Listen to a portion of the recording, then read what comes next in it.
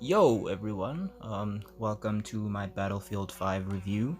Today I'm mostly going to be going over the 16 to 64 person multiplayer offerings for the game. As you can see, we have multiple game modes to go through, but I think I'm just going to do just a general video just to give you a hint of what's going on in the game, my general thoughts, things like that.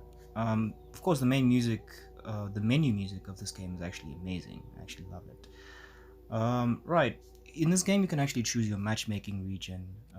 Because I'm from South Africa, I have to use either African servers or European servers, but because there's barely anyone on African servers, which is actually really disappointing, DICE needs to actually do something about that. I mean, I understand that in an earlier press conference, DICE said that, Battlefield 5 wouldn't really be receiving any more support, same way as Star Wars Battlefront 2, but it is rather disappointing that African servers aren't really given that much attention.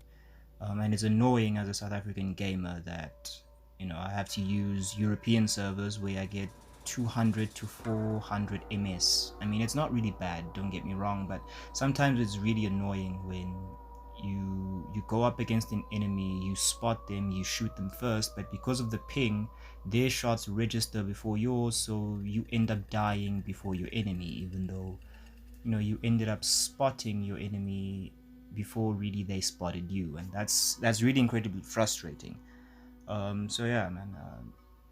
As South Africans, I really think that we could do more to kind of pressure EA or DICE or any of these companies to really give us proper South African servers, because sometimes it's really difficult when you know as a skill set that you're a pretty good gamer, but you end up losing because of ping and lag and all of that. So really get on that, please guys.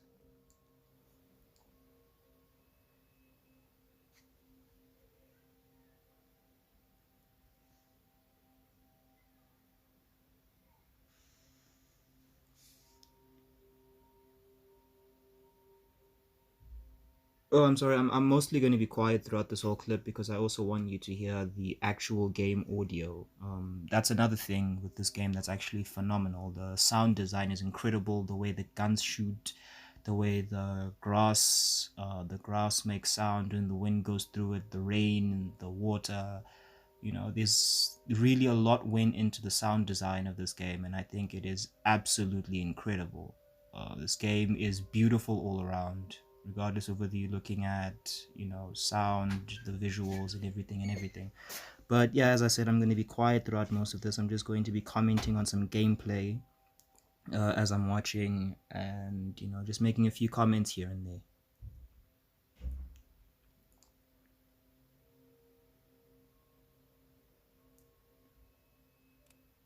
Right, as we're about to jump in, let me just explain how the classes and the specializations work. First, we have the assault class, which is the general infantry. They mostly use rifles. They're the only anti-tank class in the whole game, which is absolutely necessary because realistically, they're the only class that can take out tanks, and tanks are a huge advantage in this game. The second one, the one that has that whole cross next to it, that's the medic class, and their main weapons is SMGs or submachine guns. They can revive enemy soldiers, or rather, they can revive ally soldiers. Sorry, even those that aren't really on their squad, because in this game you can revive your squad mates, but only a medic can revive people who aren't on their squad. They can throw smoke grenades and smoke canisters to provide cover while they revive.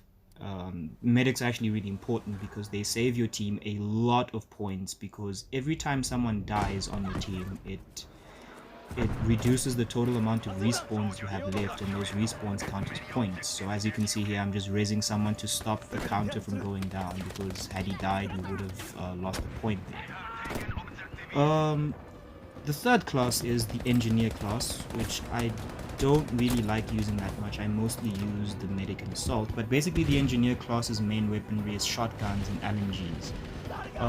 They have ammo pouches and crates that can resupply teammates with ammo when they run out.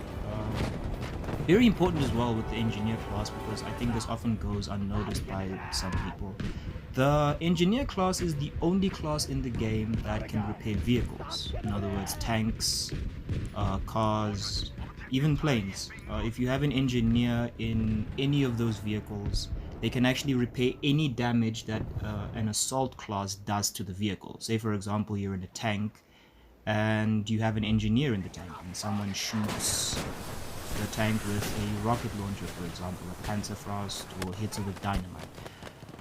If there's an engineer in the tank, they can actually just repair the tank on the move without having to stop. And that's really, really important because, as I said, tanks are a huge advantage in this game. Vehicles in general are a huge advantage. And the final class to look at is the scout class, which is snipers. They have the ability to look down their monoscope, and anytime they spot an enemy, that enemy becomes visible to not just the squad but the whole team. All 64 players on your team are now able to see an enemy that has been spotted through a scout's monoscope. So that's also really, really important as well, because again, in an actual war, seeing your enemy is the first step to actually taking them out. And having a scout is actually also really, really advantageous to your team. However, scout is mainly a long-range fighter. They're really rubbish at close range. This class is mostly used if you want to camp. I don't really like the idea of camping in this game, but you know, it is part of the game. It is what it is. You can wear multiple suits, like ghillie suits, for example, crouch in the grass and provide yourself with cover. So it's part of how it is. You know what they say: all's fair in love and war.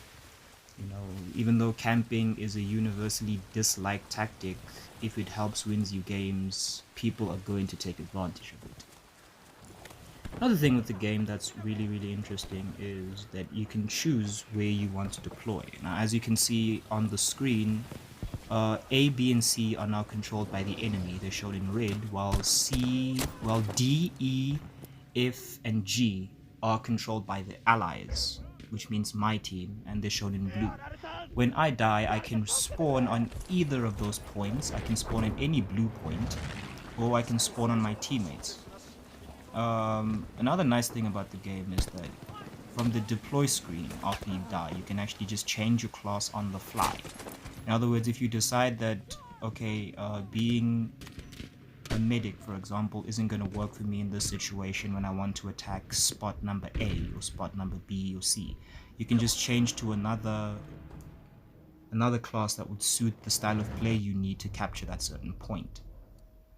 When you die in this game, you can either call out for help and hopefully get revived by a medic or your teammates, or you can bleed faster and cost your team a point. Now, I get for some people they're really impatient, they just want to go in guns blazing. When you go down, you just want to bleed out so you can respawn again, but this game is really heavily team based, and bleeding out just so you can respawn quicker costs your entire team a point.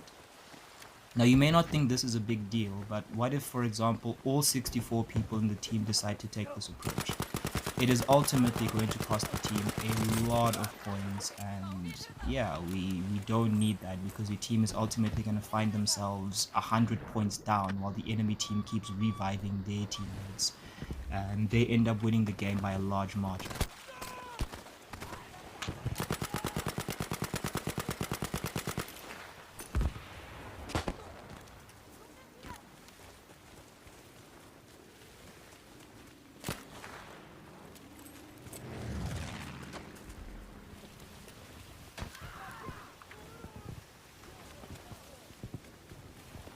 I'm just trying to capture the fishing village, which is point E, with my teammates. Just popping smokes with my teammate can revive that other person. As you can see, I'm being shot from long range, and I'm using a medic, so I had to use an SMG. SMGs are generally good at close range, but from mid to long range, they are incredibly inaccurate and unreliable. This game does have insane amounts of bullet drop, so obviously your SMG isn't really going to do that much damage from long range. I'm just, calling out for help. Hopefully someone's going to revive me. I don't think they are. Just decided to bleed out.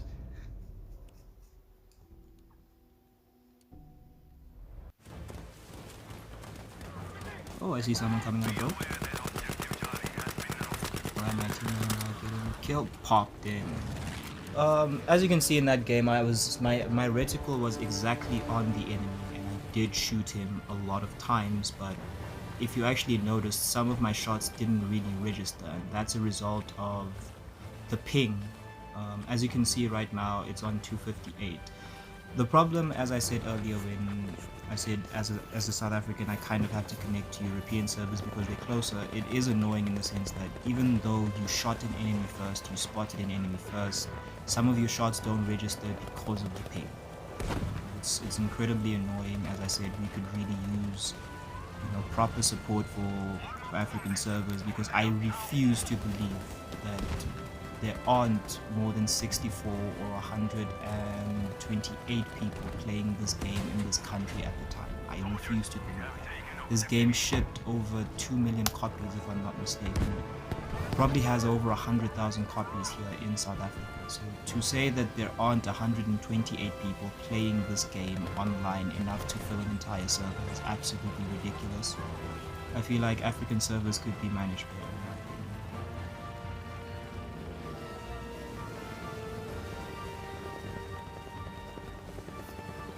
Now, most of the game modes in Battlefield 5's multiplayer revolve around capturing points, holding them for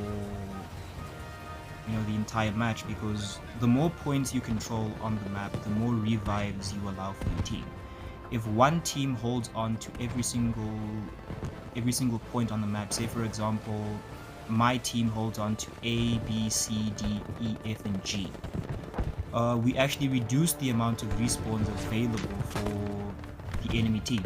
They have no choice but to respawn at their home base, which costs them a lot more than when they would respawn at, for example, point D, point E, point A. That's why it's really important to have two types of people. You can either attack or you can either defend. It's really important for overall team play to know who is going to attack and who is going to defend a certain point. Oh my god, did I just let this man die? Oh wow. It looks like we're in the clutch time for this match. It sounds like it's really popping off for the final point, which is point here, Fortnite. I think one of my teammates called in an airstrike, or rather one of my allies called in an airstrike. You noticed that it's an ally airstrike whenever there's blue smoke around. When there's an enemy airstrike on your location, there will be red smoke.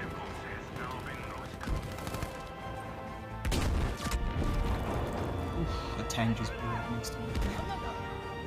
As a meta class, I basically have multiple, or rather infinite number of bandages, and as an added advantage to encourage more team play, the meta class can actually throw bandages at wounded allies, actually just heal their health. Again, this is really important for overall team play.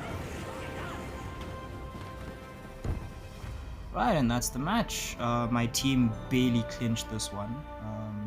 9 respawns to 0. This match honestly could have gone either way. As you saw, I pretty much jumped in the middle of the game. I think that should do it for this match. It was a pretty good match. I'm not really good at this game, but I'm not really that bad either. As you can see with my personal stats, I only have 2 kills, and my KD ratio is 0.5, which means I've died 4 times. That's incredibly embarrassing. Like I said, I'm not really that good. As you can see, even on the entire squad scoreboard, I'm 25 out of 32, which is wow. That's really bad. Overall, I have really how do I put this? This game garners a bit of mixed responses for me, because as someone who enjoys playing shooting games, I really enjoy this game. But I understand why a lot of casual gamers wouldn't really enjoy the game. The game is really intense. The game it's fast-paced, but not in the way that you're used to. There's no dynamic movement here like what you would get for, like, in example, Apex Legends or Titanfall or Hyperscape. movement here is kind of realistic. You know, you can't really strafe left and right super quickly. You can't slide jump.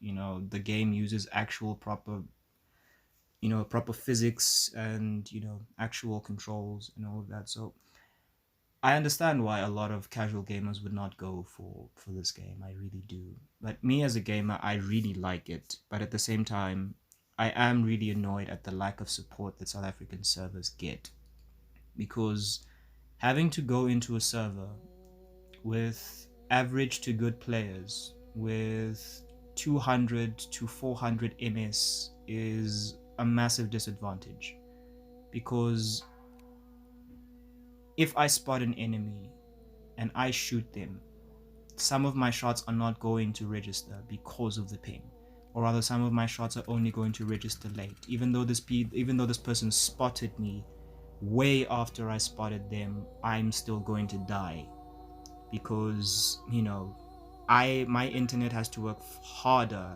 to connect to their servers, which is why I actually think African servers would really do wonders for this game, especially amongst, the South African crowd, because it's one thing to die because you're bad at the game, but it's another thing to die because where you are is a disadvantage that can kind of cause a bit of frustration. Battlefield also has its own battle royale mode called Firestorm, though I honestly wouldn't recommend anyone to try to jump into Firestorm at this stage, because honestly speaking, the Firestorm game mode is really, really dead. It's incredibly difficult to find a Firestorm game, and even if you do, it's not like the other battle royale modes that you have. It's hyper realistic as compared to your Fortnite, your Apex Legends, etc., etc. And of course, we also have Combined Arms, which is a 1 to 4 person multiplayer mode where you can play on 5 maps with different objectives and different missions. You have Arras, which is the French countryside, Twisted Steel, which is a jungle swamp type of location. You have Hamada, which is in the desert, Rotterdam, which is in a city, and Fial, which is in the mountains. Of course, you have your single player War Stories mode. I haven't actually played story mode as often as I could. I mostly play multiplayer, and of course you have your practice, which is also 1 to 4 people. So you can actually invite people to practice, and you can practice as a squad, practice calling things out, etc., etc. Now, overall, as I said, I really enjoy shooting games, and I really, really like this game. As I said, I know why casuals wouldn't, but I would personally give this game a 7 or an 8 out of 10. I actually think the game is really phenomenal. The sound design is incredible. The visuals are incredibly stunning. The nuances of the game are also really, really intricate. Every class has a role to play in the overall squad. Um, I've already explained what all the different classes do, but I find it incredibly fun that there's no one size fits all in this game.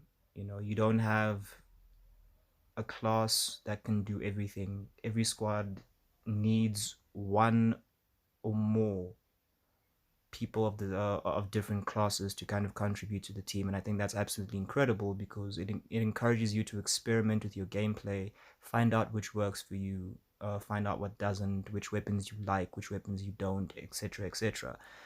It also encourages a lot of team play. Being trying to be a solo player in this game. Trying to go in guns blazing, being like Rambo, going in, thinking you can take out everyone by yourself is a really stupid way to approach this game, because 9 times out of 10 you are going to die if you are outnumbered. I don't care how good at shooting games you think you are. If you are outnumbered in this game, you are going to die. This game's TTK is incredibly low. I mean, incredibly fast. I mean, you die extremely quickly in this game. You can get dropped by 4 bullets of a submachine gun. Um, one shotgun shot is enough to take you out. One headshot from a sniper is enough to take you out. 2 body shots from a sniper are enough to take you out. So again, this game has a ridiculous TTK. Thinking that you can solo an entire enemy team by yourself is incredibly stupid. And that's what I like about this game, because it forces you to work as a team. Overall, I have really good thoughts about this game. Really good, overall an overall review of it. I actually think this game is really good. Again, I would really like DICE to do more to kind of, help out South African servers. One way they could do this is when you use automatic matchmaking, it automatically puts you in the region closest to you. Now, I understand for most people this might drop them in EU because South African servers don't, queue as fast, and you might end up waiting an hour or so to find a match. But yeah, I feel like there's more that they could do to help South African servers. But yeah, I think those are my closing thoughts on the game. My main frustrations are the fact that South African servers aren't really getting as much support as they could. But overall, I really like this game. It's a really good game, even though the Firestorm is kind of a dead game mode. Please do not try to queue up for Firestorm. It is not gonna get you anywhere. You're just going to be queuing for 9 minutes and wasting 9 minutes of your life. Don't do it. It's not gonna work. All in all, Battlefield 5 is a great experience. I would definitely recommend this to people who enjoy shooting games in general. This is Kevin signing off.